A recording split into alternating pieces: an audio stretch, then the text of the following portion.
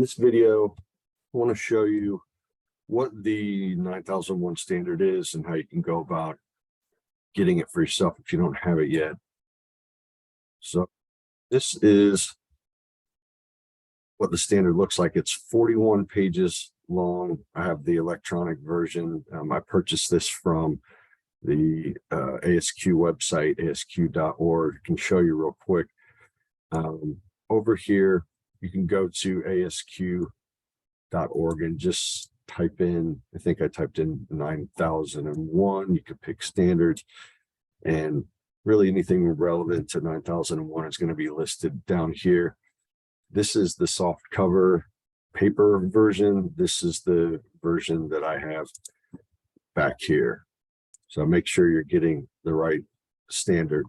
The other thing that you can do if you kind of get just in the shuffle of where to find things is just a reminder back on our website under 9001 resources page. It'll bring you here. This is a description of what the 9001 standard is about. There are a bunch of blogs here, some training offerings, consulting stuff, tools, and then down at the bottom is a key links and articles section. So under the key links here, you could see, if I click that, it should take me to the same page, which it does.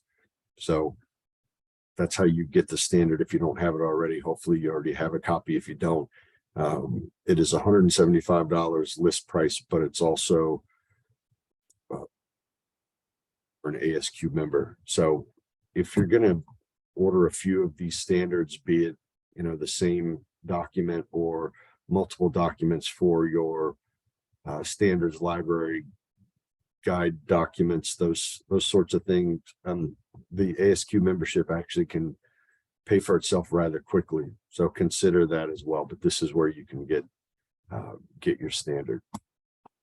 So let me close that and come back over here to the actual standard itself. The standard, as I mentioned, is 41 pages long. And one of the key aspects and elements of the standard that I like is the table of contents. So I use this frequently to just reference where certain requirements are. The other thing that I'll switch kind of back and forth to is in your student manual. Let me bring this page over here. So this is the slide deck to this particular class. One of the things that I use all the time, in fact, I have it right here in front of me, is this quick reference guide. It's a little hard to see because I've got the background blur thing going there, but it's basically this document here. It shows the layout. Let me see, in your material, let's see here.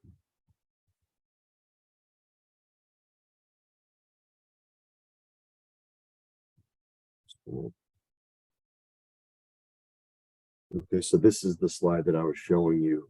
I use as a quick reference guide. So similar to that, and sometimes you might be, let's say, out in a production area and you don't have a copy of this available. It is handy to use the table of contents. The other thing that you will see that is very useful in having an electronic document is if you hit Control F for the find feature. Let's try that again. Control F and say scope, any keyword. The feature with the PDF reader will allow you to highlight each of those keywords that you've put in here under the find function. So shall see that the word shall comes up 137 times, but for the sake of the way that I count this, one of the things that I do, for example, let's say you have this requirement here. The organization shall meet the requirements, yada, yada. So I count that as one requirement, because if you were to be audited and get a non-conformity, you could be given a nonconformity against that one shall statement. The other way I count for requirements that have a subset is I look at this as, here's the shall, and A would be one requirement, B is another requirement, C is another requirement. So that's the way that I count. So the PDF reader is only going to show, in this case, one instance of the word shall, but there are actually 1, 2, 3, 4, 5 requirements under this one shall. So I count that 5 times.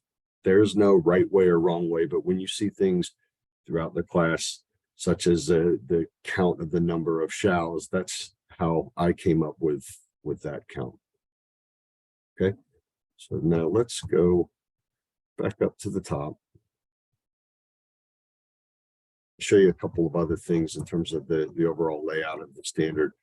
So in the beginning of the standard, you have some prefix sections, you have the table of contents, you have the forward,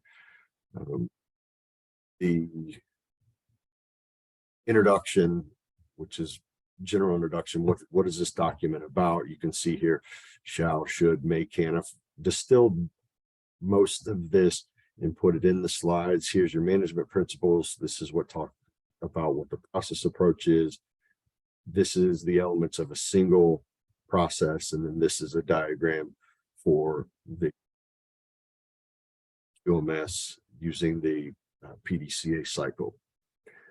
There also is some instruction here on what does Plan, Do, Check, Act mean, risk-based thinking, relationships that the 9001 standard has with other standards such as 9000, which is quality management system fundamentals and vocabulary, and then 9004, which is managing for the sustained success of the organization. So really more so think about this as a terms and definitions companion document, and 9004 is a guidance document on how to have an effective and sustainable QMS. There are also links here. So for example, here's a link to Annex B. This is more informative. It shows additional standards that TC 176, which is the technical committee for quality management and quality management system standards. This is just an informative section at the end of the standard talking about other standards that they create that are within the scope of their expertise. So that's B. Let me go back to the top again. Let's zoom out a little bit here. Really start to get into framing and setting the stage for the requirements in clause 1. This defines the scope. So in this particular case, this international standard specifies the requirements for a quality management system. Normative reference, this is really a pretty slim section just pointing to the 9000 document that you can go find further information on in terms of fundamentals and vocabulary. And then this is probably the weakest area of the standard. It's a clause number 3, and what you see there is nothing more than just a reference to go basically buy this other document, which to me is a little bit frustrating because you've already spent 130, 75 bucks, whatever it is. Now you have to go buy another companion document, and the cost can really add up over time, especially if you're getting the 9001, 9000, and 9004 bundle. I think it's somewhere just under $500 US. So, but anyway, that is really the overall introduction to the standard without jumping into clause 4 through 10. So I'll put that in a separate video. Hope this was helpful, and see you in the other videos.